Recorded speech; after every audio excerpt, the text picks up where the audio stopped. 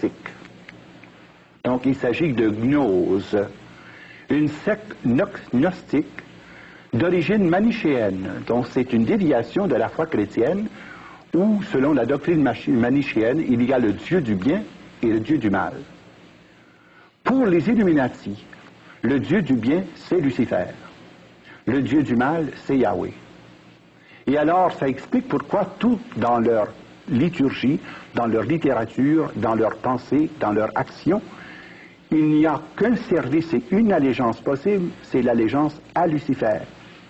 Pour que, grâce à leur action d'illumination, par voie d'initiation, ils puissent finalement amener le monde sous le régime universel et unique de Lucifer, prince de ce monde. Prenons les termes un à la fois. D'abord, une secte. Qu'est-ce qu'une secte? Nous savons que les loges maçonniques existent depuis 1730. Et il y a plusieurs loges maçonniques. Il y a la loge bleue, la loge blanche, la loge orange, la loge écossaise, la loge italienne. Bon. À l'intérieur de ces loges, il y a des sectes. Donc c'est un secteur qui est parvenu à exercer le contrôle dominateur de la loge bleue, tout d'abord.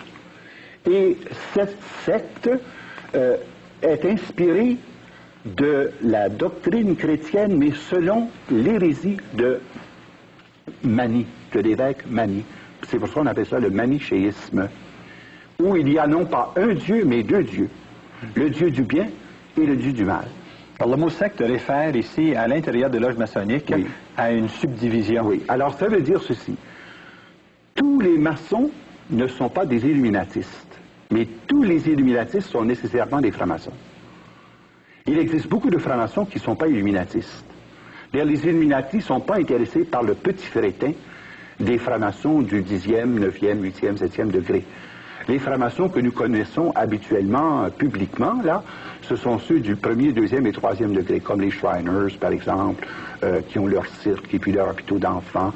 On connaît les Elks, on connaît certaines formes de loges maçonniques. Ça, c'est pour la bonne image sociale de la franc-maçonnerie. Mais au fur et à mesure que nous grimpons dans les échelles des 33 degrés de franc-maçon, eh bien là, on se rend compte qu'à partir du 20e degré, il y a consécration formelle à Satan. Avant d'arriver à ça, Père Régimbald, pourquoi dites-vous qu'elle est gnostique?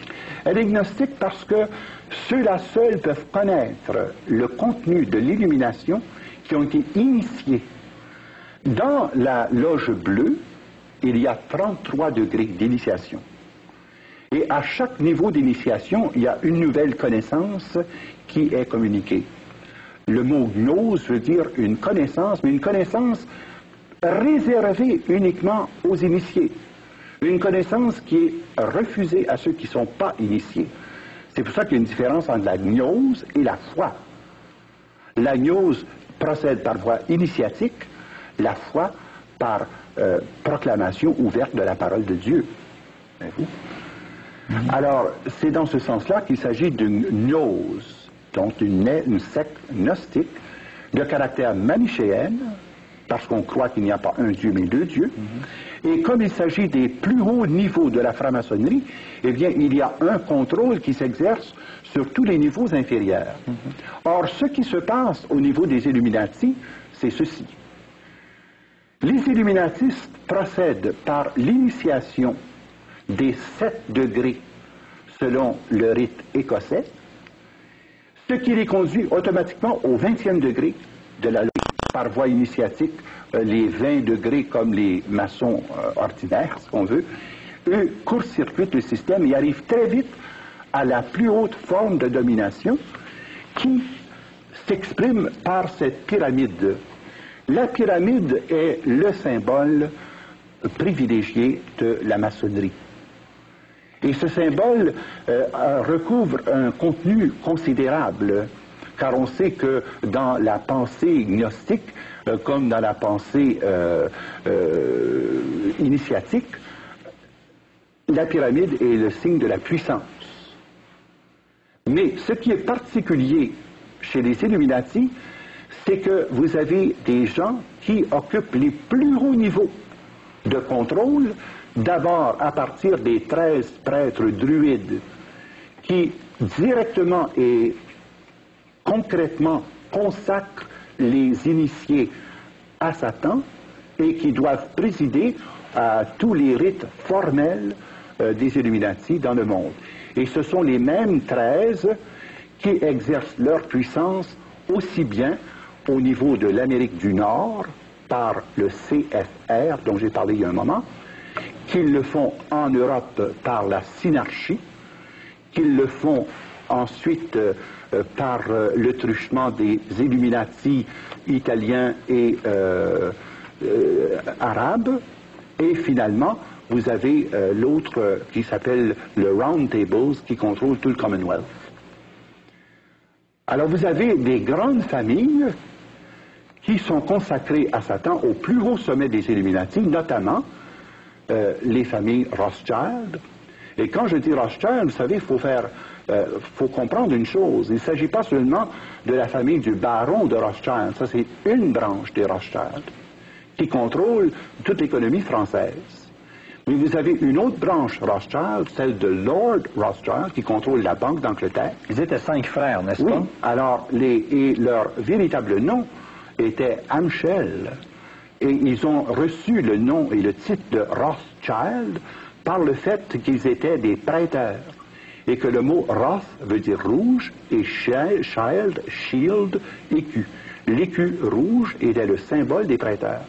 Et comme ils avaient prêté notamment au prince de Savoie, comme ils avaient prêté au roi de France, comme ils avaient prêté au roi d'Italie, eh bien à ce moment-là, les redevances étaient, comme ils ne pouvaient pas remplir leurs obligations, de leur confier des baronnies et des lordships.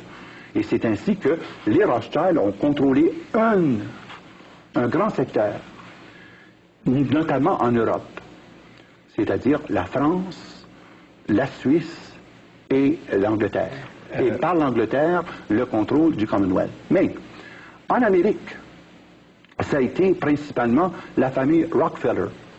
Et beaucoup de gens ne savent pas que les Rockefeller ne sont pas juifs. Les Rockefeller sont français. C'est de Roquefeuille.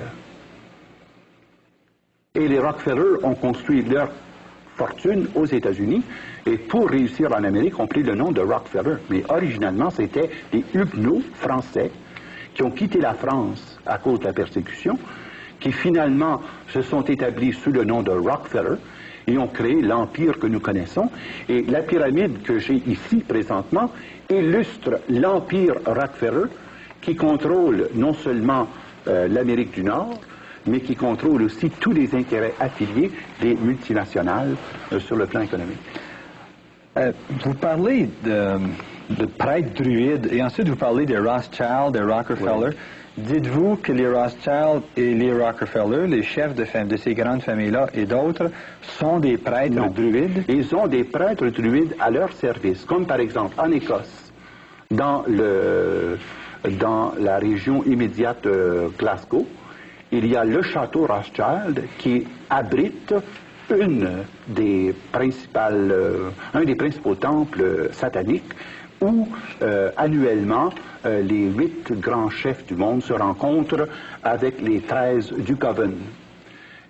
Et ce sont les mêmes 13 prêtres druides qui sont les personnes consacrées au culte de Satan et qui doivent présider au contrat satanique à l'intérieur et de la franc-maçonnerie et des Illuminati. Parce qu'au sommet, franc-maçon et Illuminati se confondent. Tandis